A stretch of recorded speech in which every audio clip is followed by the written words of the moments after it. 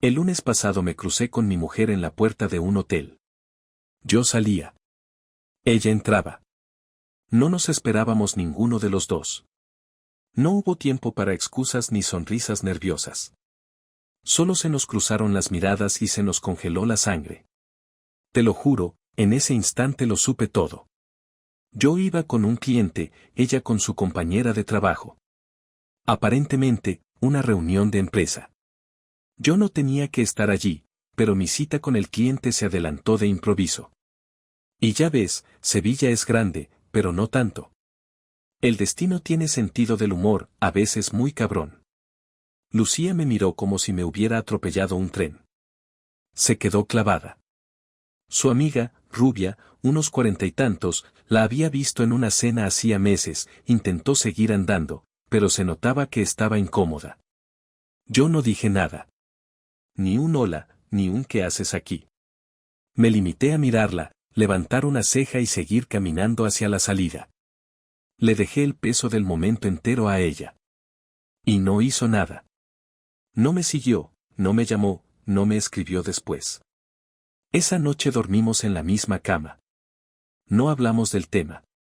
Ni una palabra. Ella hizo como si nada, se duchó, se puso el pijama, me dio un beso en la mejilla y se acostó. Y ahí, amigo mío, ahí empezó todo de verdad. Porque ya no tenía dudas. Ni teorías. Tenía una certeza. Y no era solo la coincidencia del hotel. Era la suma de todo lo anterior. Las noches de guardia extra que no cuadraban. Las duchas de media hora justo al llegar a casa. Los silencios. Las veces que llegaba de trabajar y me encontraba la casa limpia, pero con ese olor que no reconocía. Ese perfume dulce que no era suyo. Ese algo diferente en el aire, como cuando entras a una habitación donde ha habido alguien hace 5 minutos. ¿Sabes qué es lo peor de todo? Que no me dolió. En serio. Lo que sentí fue algo distinto. Algo mucho más frío. Como si se me desconectara algo por dentro. Como si dijera, vale, ahora es mi turno. No se lo conté a nadie. No llamé a mis colegas, no hice drama. Solo observé. Me levanté al día siguiente, me duché, me fui a currar como siempre. Pero en mi cabeza, ya estaba escribiendo esta historia. Ya había tomado una decisión. Y créeme, no era la de sentarme a hablar. Era la de hacer que se arrepintiera. Esto no es una historia de víctima. Ni de pobre de mí. Es la historia de lo que pasa cuando se rompe algo dentro de un hombre que lo dio todo por alguien, y se da cuenta, demasiado tarde, de que esa persona ya había cruzado la línea hace tiempo. Durante los siguientes días me comporté como si no hubiera pasado nada, como si el cruce en el hotel no hubiese existido. Como si yo no hubiese visto esa cara de pánico mal disimulada que llevaba Lucía cuando nuestras miradas se encontraron a las 4 de la tarde en el vestíbulo del NH Plaza de Armas. Me convertí en alguien metódico, observador, no hacía preguntas ni daba señales de sospecha, solo iba anotando cosas en mi cabeza, detalles pequeños que, si los miraba sueltos, no decían nada, pero puestos en línea empezaban a formar una imagen bastante clara. Por ejemplo, el martes por la mañana salió a trabajar sin decirme adiós. Me pareció raro, porque siempre decía algo, aunque fuera un nos vemos luego, pero ese día salió de casa con prisa, con el bolso colgado del brazo y el móvil en la mano como si le fuera la vida en ello. Ni me miró. Yo estaba en la cocina, desayunando, y solo escuché la puerta cerrarse de golpe. A las 9:30 la llamé desde el fijo, sin motivo, solo para ver si respondía. No lo cogió. A los 10 minutos me escribió un mensaje corto, estoy en reunión, sin emojis, sin nada. Todo normal, en apariencia. Ese mismo día por la tarde salí del trabajo 1 hora antes sin avisar. No le dije que iba a llegar pronto. Al llegar a casa noté el salón impecable, y había una copa de vino vacía en la encimera de la cocina. Una. Solo una. No suelo beber entre semana, y ella normalmente tampoco. Me dio por abrir la papelera. Había una caja de sushi vacía, de las caras, de esas que solo pedimos cuando queremos celebrar algo o cuando viene alguien a cenar. 2 pares de palillos desechables dentro. No dije nada. Fui al baño, abrí la ducha y revisé la alfombrilla. Mojada. Había pasado alguien, y no hacía mucho. La casa olía a ambientador, pero debajo de ese olor artificial se notaba otro perfume, uno que no era el habitual. No reconocí la fragancia, pero estaba ahí, muy claro, como una invasión. Lucía llegó a casa pasadas las 7:30. Traía una bolsa del supermercado, pan, algo de fruta, un vino barato y una tarrina de helado que no solemos comprar. Me saludó con un beso seco y me dijo que había tenido un día horrible. Yo le pregunté por la reunión de la mañana y me contestó sin pensarlo mucho, algo sobre cambios de turnos, sobre una compañera nueva, sobre un protocolo que tenían que implementar. Mentiras de las que parecen verdad porque son demasiado normales. La dejé hablar, y mientras me contaba todo eso sin detalles, sin pasión, sin coherencia, yo asentía con la cabeza y pensaba que me estaba mintiendo en la cara sin el menor pudor. Le pregunté quién había estado en casa. Se quedó un segundo en blanco, pero reaccionó rápido. Dijo que había pasado su hermana, que habían comido juntas. Le pedí que la próxima vez dejara un plato sucio para mí, en broma. Me sonrió como si no pasara nada. Me devolvió la sonrisa con una que no me salió del todo. No quise alargar la conversación. Me fui a duchar. El miércoles a mediodía, mientras comía en un bar cerca del centro, llamé a su hermana.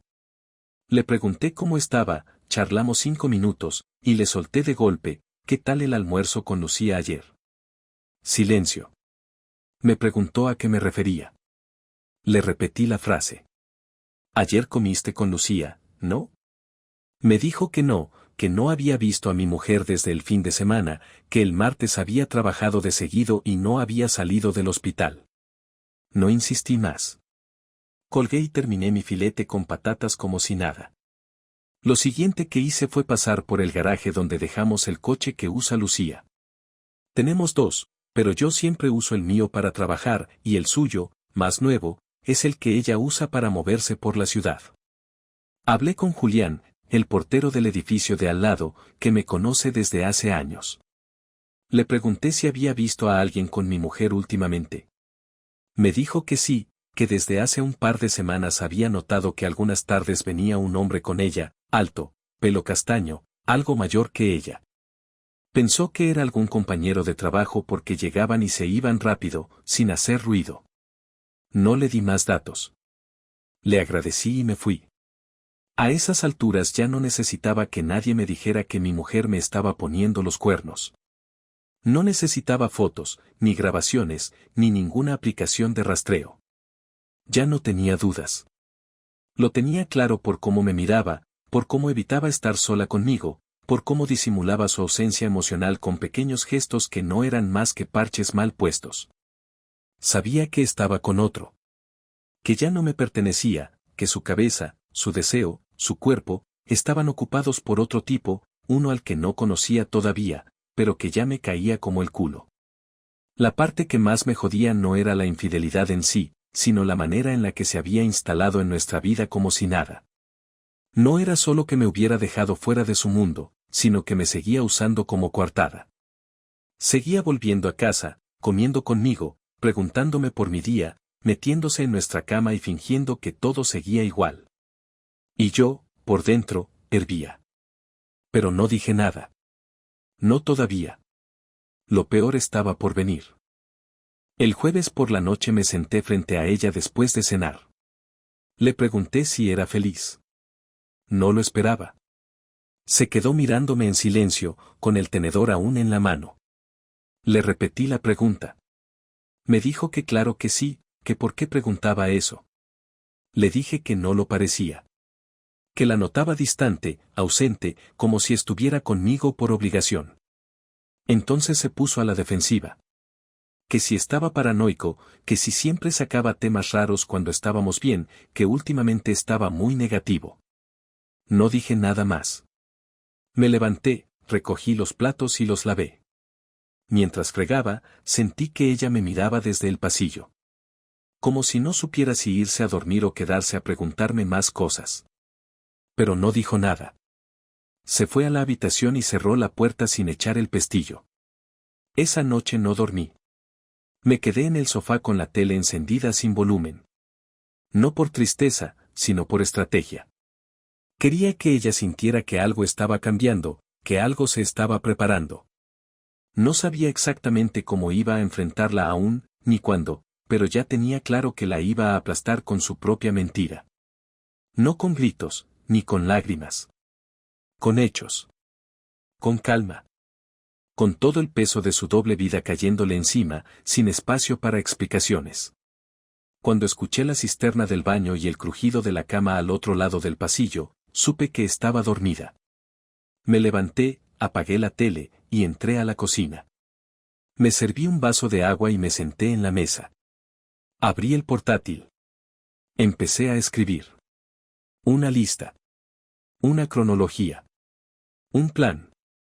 Ya no había marcha atrás. El domingo siguiente fue el día que decidí actuar. No lo había planeado al milímetro, pero tenía claro que no podía seguir acumulando rabia mientras ella fingía que todo iba bien.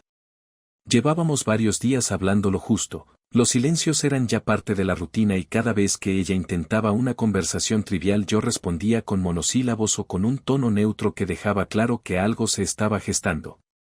Lucía, en su papel de esposa distraída, hacía como que no pasaba nada, aunque su forma de moverse por la casa había cambiado. Era más rápida, más alerta, más pendiente de donde estaba yo. Ya no dejaba el móvil sobre la mesa, lo llevaba consigo hasta el baño, y apagaba las notificaciones con la pantalla boca abajo. Me costaba mirarla sin que me ardiera la sangre, pero aguanté hasta ese domingo. Ese día, por fin, tenía todo lo que necesitaba, tiempo, silencio y la oportunidad perfecta. Por la mañana le propuse que fuéramos a desayunar fuera. Aceptó enseguida, tal vez creyendo que yo quería reconciliarme o retomar la calma de antes. Nos sentamos en una terraza del centro, pedimos café y tostadas, y fingimos ser una pareja normal.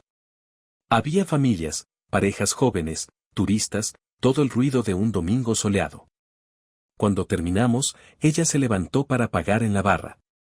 Yo aproveché para mirar su bolso que había dejado en la silla. No busqué el móvil, sino las llaves del coche. Tenía un llavero con un pequeño chip que guardaba la ubicación del vehículo, porque a veces lo aparcaba lejos y lo localizaba con una aplicación del móvil. Lo saqué y lo guardé en el bolsillo de mi chaqueta sin que se diera cuenta. De vuelta a casa le dije que iba a ver el partido en el bar de abajo y que volvía luego. Ella dijo que iba a aprovechar para ordenar cosas. Todo sonó demasiado calculado, demasiado ensayado. Esperé una hora en el coche y abrí el mapa de rastreo en mi teléfono. El coche se había movido hacia el otro lado de la ciudad, una zona de pisos nuevos cerca del hospital donde trabajaba. No era la primera vez que aparcaba por allí, pero un domingo, a esa hora, no tenía sentido. Conduje hasta esa zona, di un par de vueltas hasta encontrarlo y lo vi aparcado junto a un edificio de fachada beige, con los toldos bajados y un pequeño supermercado en la esquina. Me quedé en el coche unos minutos, observando. Vi cómo se encendía una luz en el tercer piso y cómo, poco después, una silueta femenina asomaba brevemente al balcón para cerrar la ventana. Era ella, no me hizo falta acercarme más. No había duda. No me moví durante 20 minutos, solo miré el edificio, sin pensar, sin sentir, como si estuviera mirando un punto fijo hasta que se me borrara todo lo que quedaba de afecto. Después arranqué el coche y me fui. No quise entrar, no quise verla allí dentro con otro, preferí guardarme ese momento para más tarde, cuando ella no tuviera escapatoria. Volví a casa y esperé. Pasaron 2 horas hasta que escuché la puerta del garaje. Su forma de entrar fue la misma de siempre, con esa normalidad que me parecía una burla. Me saludó desde el pasillo con un ¿ya comiste? No respondí. Se acercó y me besó en la mejilla, el mismo gesto automático de todos los días. Me giré y le dije que necesitábamos hablar. Su expresión cambió de inmediato, no porque pensara que iba a ser una discusión, sino porque supo que algo se había roto. Le pedí que se sentara en el sofá. No gritaba, no temblaba, no estaba nervioso. Simplemente había llegado el momento. ¿Dónde has estado esta mañana?, Le pregunté sin rodeos. Dijo que había ido a ver a su compañera Elena para revisar unas cosas del trabajo. Le pregunté si estaba segura de eso. Dijo que sí, sin titubear, mirando al suelo. Le dije que la había visto entrar en un edificio en la calle República Argentina y que llevaba 2 horas dentro. Se quedó callada unos segundos, luego intentó sonreír con incredulidad, como si yo me hubiera inventado algo. Marcos, ¿de verdad me estás siguiendo ahora? No respondí, solo la miré. Intentó mantener la compostura, pero su respiración se aceleró. Se levantó del sofá y fue hacia la cocina, quizás para ganar tiempo o evitar mi mirada. La seguí. Dímelo ya, le dije, no tengo ganas de rodeos ni de inventos. Ella giró, se apoyó en el mostrador y cruzó los brazos. Vale, sí, he ido a ver a alguien, dijo, bajando la voz. A un amigo. No te lo he dicho porque sabía que te ibas a poner así. La frialdad con la que usó la palabra amigo me provocó una risa seca. Un amigo, a las 11 de la mañana en un piso en el otro lado de la ciudad, ¿te estás escuchando? Me miró con una mezcla de rabia y miedo. No tienes derecho a interrogarme, soltó. Esa frase fue el punto en el que dejé de intentar entenderla. Me acerqué despacio. No te estoy interrogando, te estoy dando la oportunidad de no mentirme más. Aprovechala. Ella calló, apretó los labios, y por primera vez desde que todo empezó, la vi temblar. El silencio duró demasiado. Luego vino la explosión. Vale, sí, estoy con alguien, ¿contento? No iba a seguir mintiéndote toda la vida. No fue planeado, pasó, y ya está. Se llama Raúl, trabaja en el hospital, y no sé qué va a pasar con él ni conmigo, pero contigo ya no puedo seguir fingiendo. Lo dijo rápido, como quien se arranca una venda. No lloraba, no pedía perdón, no suplicaba comprensión. Era una confesión seca, sin emoción, como si solo quisiera quitarse un peso. Me quedé quieto, escuchando cada palabra, dejando que el aire se volviera espeso entre nosotros. ¿Cuánto tiempo?, pregunté. Unos 3 meses. ¿En mi casa? Una vez, cuando tú estabas de viaje. No lo negó. Ni siquiera lo suavizó. Me miraba como quien ya ha asumido que lo ha perdido todo. La rabia no fue inmediata. Lo que sentí fue una calma densa, peligrosa. Me senté en la silla de la cocina, sin apartar la mirada de ella. 3 meses, y pensaba seguir viniendo aquí, durmiendo conmigo, comiendo conmigo, como si nada. No sabía cómo decírtelo. No sabías cómo dejar de mentirme. No hubo respuesta. Me limité a observarla. Caminaba por la cocina como un animal acorralado, abriendo cajones sin sentido, moviendo cosas solo para no mirarme. ¿Y ahora qué?, le dije. ¿Piensas seguir viéndolo? No contestó. Solo se sentó frente a mí y bajó la cabeza. No lo sé, Marcos. No tengo respuestas para eso. Pues yo sí, le dije. Tú y yo hemos terminado, pero antes vas a escucharme. No por venganza, sino porque necesito que entiendas lo que has hecho. Has metido a otro hombre en nuestra vida, en nuestra casa, y no tuviste ni la decencia de decirme la verdad cuando aún te lo podía respetar. Me mentiste cada día, me miraste a la cara sabiendo que estabas rompiendo algo que no se puede reparar. Y lo hiciste sin remordimiento. Ella intentó hablar, pero la interrumpí. No me digas que fue un error, porque los errores duran segundos, no 3 meses. No me digas que te sentías sola, porque no te faltó atención ni cariño. Esto no fue una carencia, fue una elección. Ella empezó a llorar, pero las lágrimas no cambiaron nada. Las dejó caer sin esconderse, como quien ya no tiene fuerzas para disimular. Le dije que tenía hasta el miércoles para recoger sus cosas y que después de eso no quería volver a verla. Me pidió que esperara, que habláramos con calma, que no hiciera nada impulsivo. Le respondí que ya lo había pensado suficiente y que no iba a repetir el mismo error que ella, alargar algo muerto. Me levanté y salí de la cocina. La escuché sollozar detrás de mí, pero no me detuve. Subí al dormitorio, abrí el armario y empecé a sacar su ropa. No tiré nada, solo la dejé doblada sobre la cama, ordenada. No era rabia, era limpieza. Cuando bajé, ella seguía sentada, con la mirada perdida. Le dije que se quedara esa noche, que no iba a echarla a la calle, pero que no me dirigiera la palabra. Dormí en el sofá y no pegué ojo. Escuché cómo se movía por la casa, cómo abría cajones, cómo hacía las maletas a escondidas, quizás pensando que así el daño dolería menos. Al amanecer, oí la puerta del garaje. No bajé. Esperé hasta que el silencio volvió a ocupar el piso y entonces me levanté. Me serví un café y me quedé de pie en la cocina, mirando el lugar donde se había sentado la noche anterior. No había alivio ni tristeza, solo una sensación de vacío que olía a final. El miércoles llegó antes de lo esperado y con él, el final oficial de lo que una vez fue mi vida de pareja. Lucía se presentó a las 6 de la tarde para recoger sus cosas, como le había indicado, sin llamarme antes, sin escribir, sin preguntar si yo estaría o no. Abrió la puerta con sus llaves, entró despacio, sin saludar, y empezó a subir las escaleras con la cabeza agachada, cargando una maleta de ruedas y 2 bolsas de tela grandes.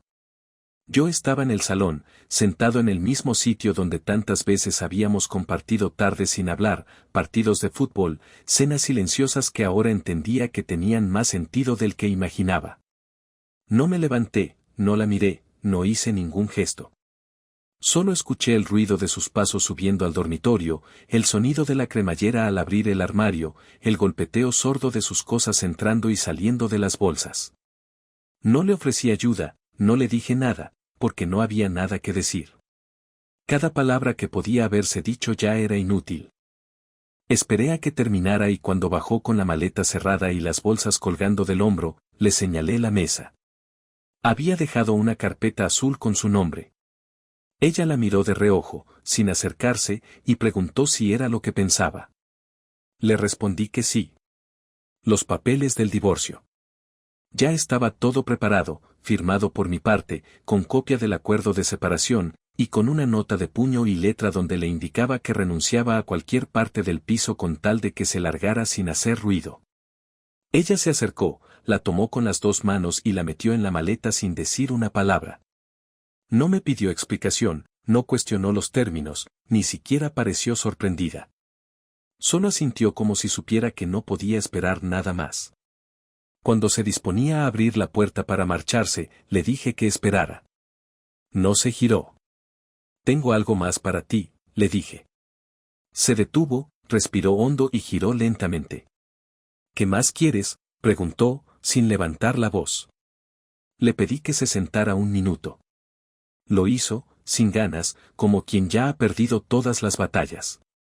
Abrí una carpeta diferente, una roja, con una pila de hojas impresas. Era un resumen de lo que había hecho durante las últimas semanas. Capturas de pantallas, ubicaciones, facturas, informes. Me aseguré de que supiera que tenía todo. Las veces que se vio con él, los días, las horas, incluso los registros de entrada y salida del parking del hospital. No me faltaba nada. Su rostro palideció, pero no dijo nada. Yo hablaba con un tono firme, sin alterarme. Le dije que no necesitaba que firmara nada más, que no le pediría explicaciones, pero que quería que supiera que si se le ocurría irse de víctima o tergiversar nuestra historia con su entorno, todo eso que tenía en la carpeta sería enviado a sus padres, a sus jefes, a sus amigas, incluso a ese tipo con el que se había acostado. Le expliqué que no era una amenaza vacía, sino una garantía. No tenía intención de destruir su vida, pero sí de evitar que ella intentara ensuciar la mía.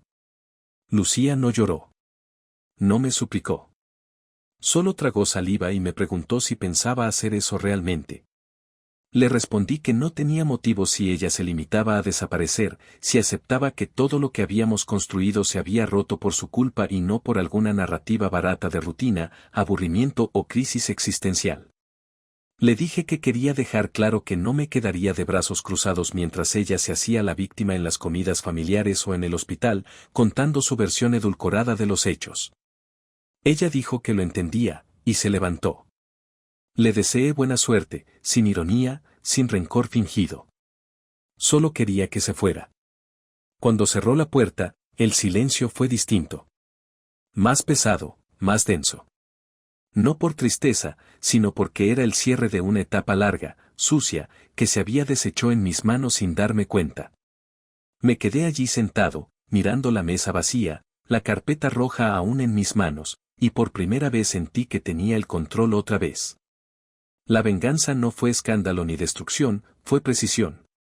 No necesitaba gritar, ni exponerla en redes sociales, ni ir de víctima. Solo necesitaba proteger lo que quedaba de mí, y eso se logra dejando claro que no estás dispuesto a dejarte pisotear. Esa misma noche imprimí varias copias del expediente. No las envié. No las distribuí. Solo las guardé, selladas, dentro de un sobre en casa de mi hermana, con una nota que explicaba qué debía hacerse con ellas si en algún momento Lucía intentaba dañarme con mentiras o chantajes. Le dejé claro a mi hermana que no quería involucrarla más de lo necesario, pero que necesitaba un testigo fiable si las cosas se salían de control. Ella no me preguntó mucho, solo me abrazó y me dijo que me apoyaba en lo que decidiera. Los días siguientes los dediqué a limpiar, tirar cosas, reorganizar el piso como si se tratara de una mudanza emocional. Saqué su cepillo del baño, sus cosméticos, su albornoz. Tiré todas las cartas que había guardado durante años, regalos de cumpleaños, fotos impresas que ya no tenían valor. No por despecho, sino porque mantener esas cosas era como conservar heridas abiertas. Empecé a salir más, a quedar con amigos, a recuperar espacios que antes me parecían ajenos. No conté los detalles a nadie, solo les dije que habíamos terminado, que había sido por una traición y que necesitaba tiempo para acomodarme. Nadie insistió, todos lo entendieron. Una semana después recibí un mensaje suyo. Decía que necesitaba hablar, que tenía que explicarme algo. No respondí. A los 2 días volvió a escribir, con un tono más urgente, diciendo que no sabía qué hacer, que sentía que todo se había salido de control. La bloqueé.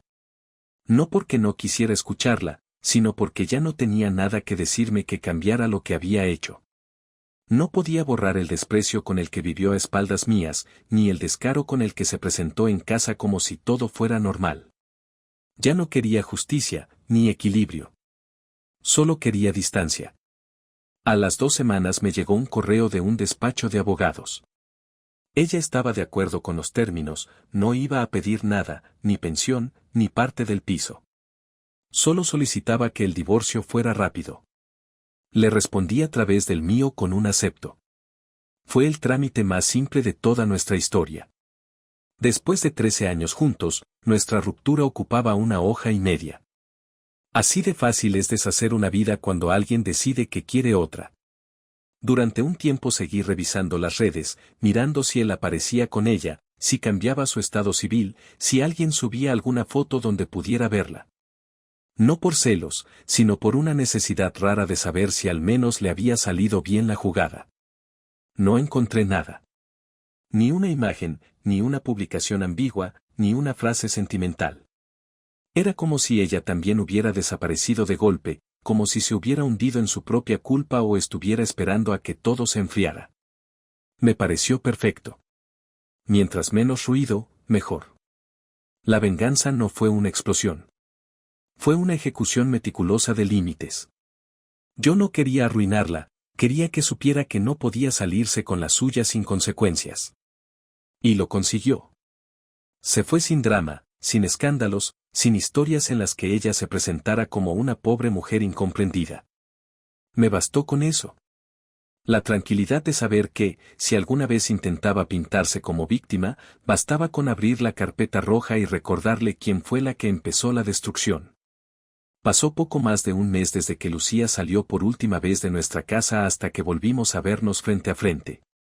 Durante ese tiempo no hubo mensajes, ni llamadas, ni intentos de contacto más allá del correo que me enviaron sus abogados.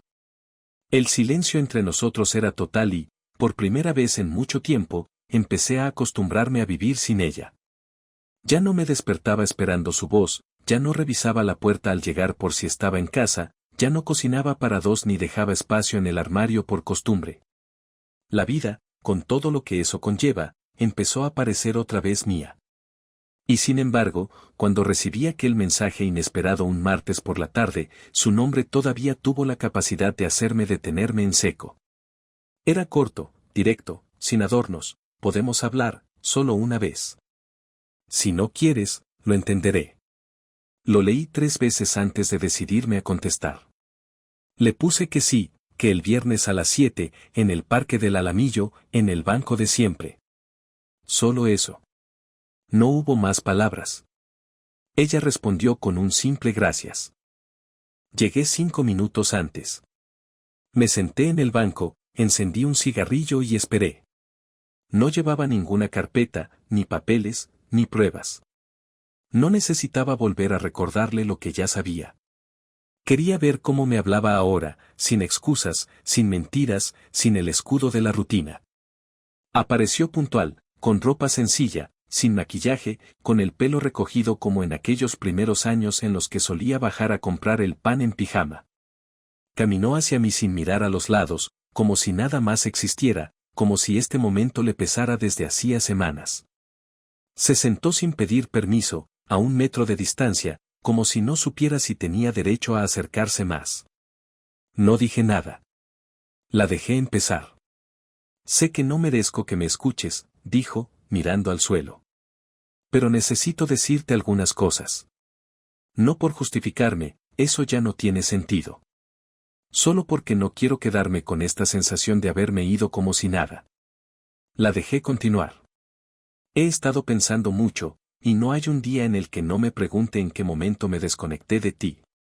No fue de golpe, fue poco a poco, y ni siquiera sé si tú te diste cuenta. Empezaron siendo pequeñas cosas, como cuando me decías algo y yo ya no prestaba atención, o cuando tú me contabas cómo te había ido el día y yo solo asentía sin escucharte. Me fui apagando contigo y no supe cómo decirlo sin hacer daño, así que empecé a fingir. Hizo una pausa, respiró hondo, y siguió hablando. Raúl no fue un plan, no fue algo que yo buscara. Apareció cuando yo ya estaba perdida, y sí, lo elegí. Elegí equivocarme en vez de enfrentarme a la realidad. Fui cobarde, y lo peor es que lo supe desde el primer momento. No estoy enamorada de él, ni voy a construir nada con él. De hecho, ya no hablamos. Me di cuenta de que solo estaba huyendo, no buscaba amor ni pasión, solo una salida rápida a lo que no sabía resolver contigo.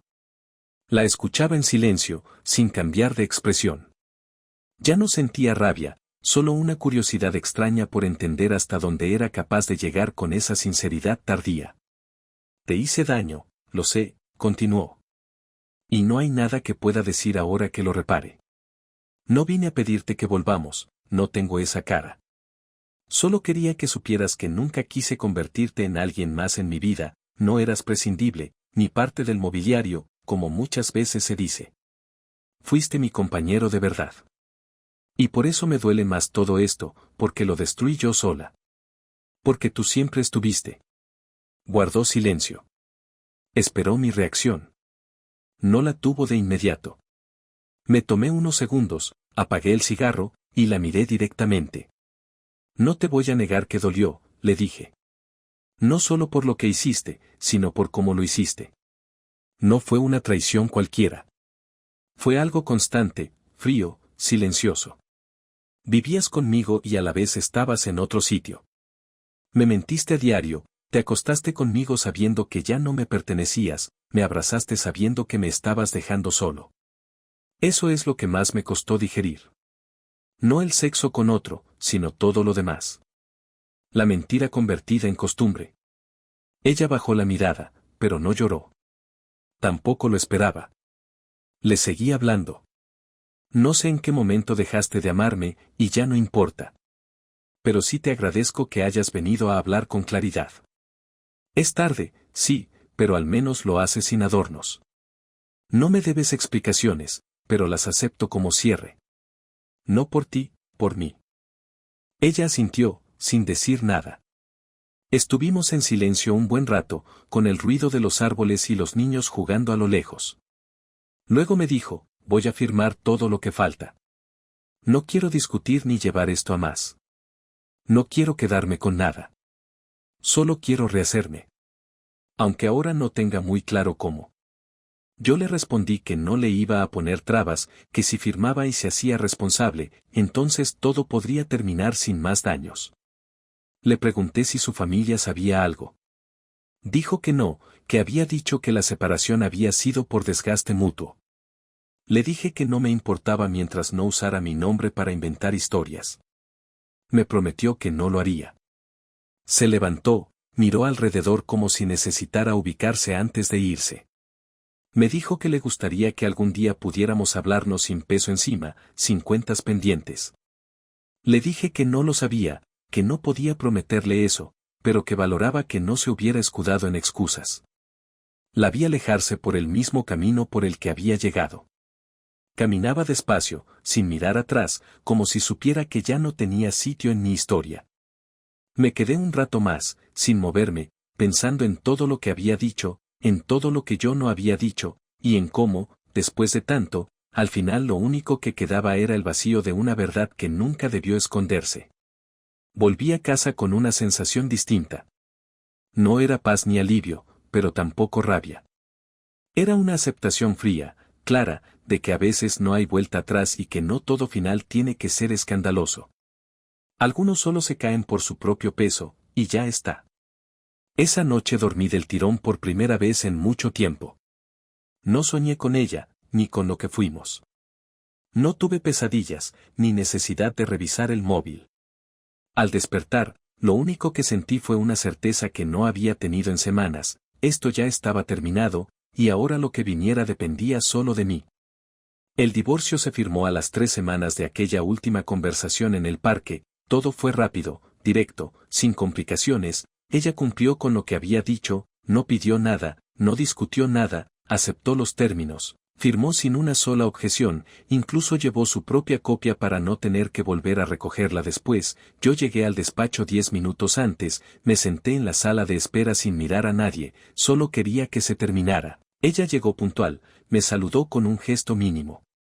De cabeza, no hubo besos, no hubo intentos de conversación, ni siquiera un intento de forzar cortesía. Solo entramos a la sala, el abogado leyó lo necesario, nos hizo firmar, y en menos de media hora, estábamos divorciados. Así terminó algo que durante años pensé que era sólido, algo que una vez creí que sería para siempre, pero que al final solo duró lo que aguantó la mentira.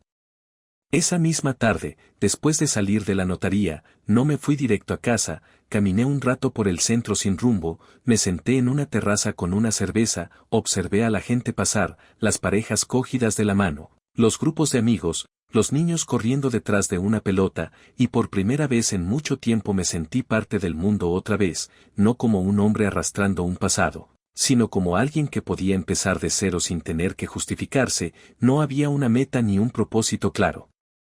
En ese momento, pero había espacio, había silencio interno, y eso, después de todo lo vivido, era suficiente.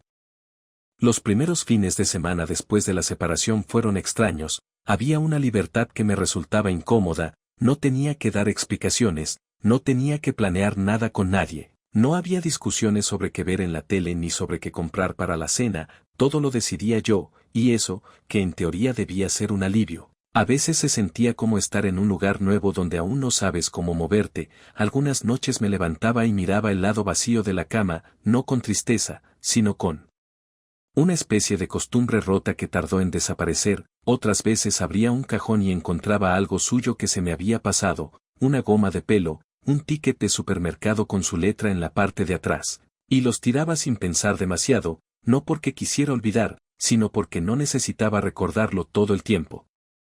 Poco a poco empecé a recuperar cosas que había perdido sin darme cuenta. Volví al gimnasio después de años, retomé la costumbre de salir a correr por las mañanas, algo que había abandonado porque los horarios de Lucía me condicionaban y yo siempre ponía lo suyo por delante. También volví a ver a mis amigos con más frecuencia, no para contarles mi drama, porque nunca me gustó ir de víctima, sino porque necesitaba estar con gente que no me recordara lo que había pasado. Ellos sabían lo justo. Entendían que la relación había terminado por una traición, y no preguntaban más de lo necesario. Eso me ayudó, no tener que repetir la historia una y otra vez, no tener que revivirla cada vez que alguien se enteraba, simplemente seguir con la vida y ya está. Una tarde, mientras tomaba una caña con Rafa y David en el bar de siempre, surgió el tema de las relaciones nuevas, no directamente, pero uno de ellos dijo que tenía una cita y el otro bromeó con que estaba oxidado. Me preguntaron si pensaba volver a salir con alguien, les dije que no, al menos no ahora, que necesitaba tiempo, que después de lo que había pasado no me apetecía abrirme a nadie, y que no quería convertirme en ese tipo que salta de una relación a otra para no estar solo. Ellos asintieron, no dijeron nada más, y agradecí que lo dejaran ahí. No necesitaba consejos, no necesitaba que me animaran a rehacer mi vida con frases vacías, solo quería estar tranquilo.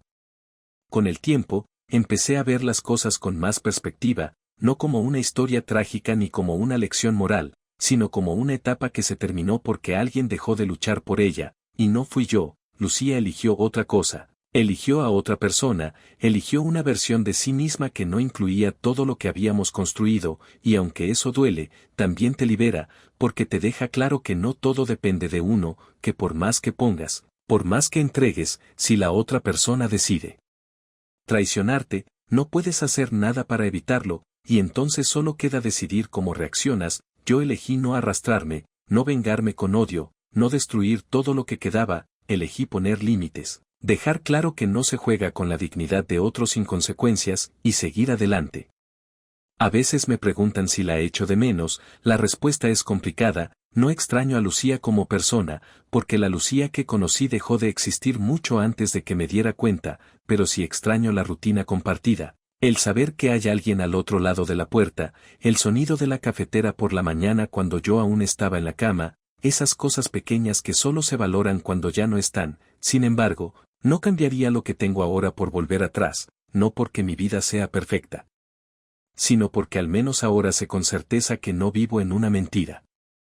Hace poco supe que se había cambiado de hospital. Una amiga en común me lo mencionó sin saber que me estaba diciendo algo que yo no quería saber. También me dijo que parecía estar sola, que no había vuelto a hablarse con Raúl, que había estado bastante encerrada en sí misma. No me alegré, no sentí nada al respecto. Simplemente pensé que cada quien lidia con sus decisiones como puede, y que ya no era asunto mío.